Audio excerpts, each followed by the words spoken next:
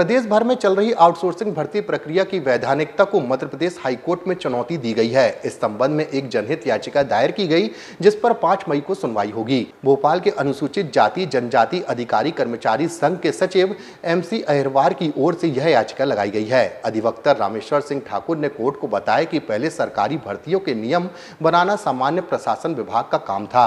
अब वित्त विभाग ने एक नया नियम बनाकर प्राइवेट एजेंसियों से लोगों को सेवाएं देने की छूट दे दी है। 31 मार्च 2023 को सरकार ने एक अधिसूचना जारी की थी। मध्य प्रदेश सरकार के समस्त विभागों में आउटसोर्सिंग के माध्यम से लाखों की संख्या में कर्मचारियों को एंगेज किया गया है और सबसे रहस्यपूर्ण आश्चर्यजनक बात यह है कि मध्य प्रदेश शासन के प्रत्येक विभाग में कर्मचारियों का एक स्वीकृत सेटअप है और संबंधित कर्मचारियों को नियुक्ति करने का नियम है। एक प्रक्रिया पूरी प्रिस्क्राइब्ड है, लेकिन वित्त विभाग ने जो विभिन्न विभागों को सामग्री खरीद करने से संबंधित जो नियम बनाए गए हैं, उन नियमों में संशोधन करके 2022 में एक व्यवस्था कर दी है कि आप श्रमिकों को खरीद करके सप्लाई करिए सरकार के विभागों को। उनका वेतन एजेंसी क्या देगी, जो कर्मचारी हैं उनके साथ एक्सप्लॉयटेशन होता तो उनको रेमेडी क्या होगी, भविष्य में नियमितीकरण से संबंधित क्या चांस होंगे। ये समस्त जो नियम कानून हैं इनको दरकिनार करते हुए और वित्त विभाग जिसको कोई अधिकार नहीं है इस प्रकार के नियम बनाने का, और वो नियम बना दिया गया है और उसका मध्य प्रदेश के समस्त विभाग पालन कर रहे हैं। जबकि विशुद्ध रूप से मध्य प्रदेश राज्य का सामान्य प्रशासन विभाग है।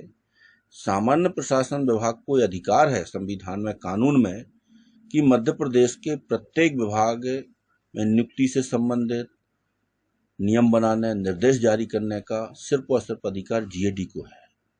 वित्त विभाग ने इस प्रकार के नियम बना के जो आउटसोर्सिंग की व्यवस्था की है, ये बहुत ही आश्चर्यजनक और एक ह्यूमन एक्सप्लॉयटेशन, इसको शब्द जो बोलेंगे, या ह्यूमन ट्रैफिकिंग जैसा शब्द मैं इसलिए कह रहा हूं कि जो कर्मचारी ये एजेंसी सप्लाई कर रही हैं, सरकार उनका निर्धारित पेमेंट 15,000 18,000 महीने के हिसाब से दे रही है।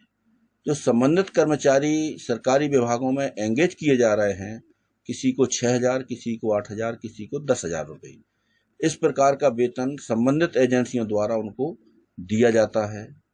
काम के घंटे भी उनसे ज़्यादा काम लिया जाता है और जब भी एजेंसियों की इच्छा है उनको कान पकड़ के बाहर कर दिया जाता है। उनको कोई रेमेडी नहीं है श्रमिक कानूनों में, ना तो वो लेबर कोर्ट जा सकते हैं, ना हाई कोर्ट जा सकते हैं, वो कहीं नहीं जा सकते।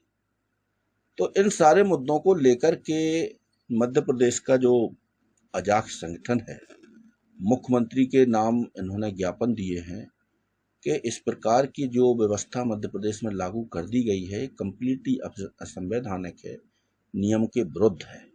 माननीय मुख्यमंत्री जी को उन्होंने ज्ञापन दिया, लेकिन इस पर कोई कार्रवाई नहीं हुई।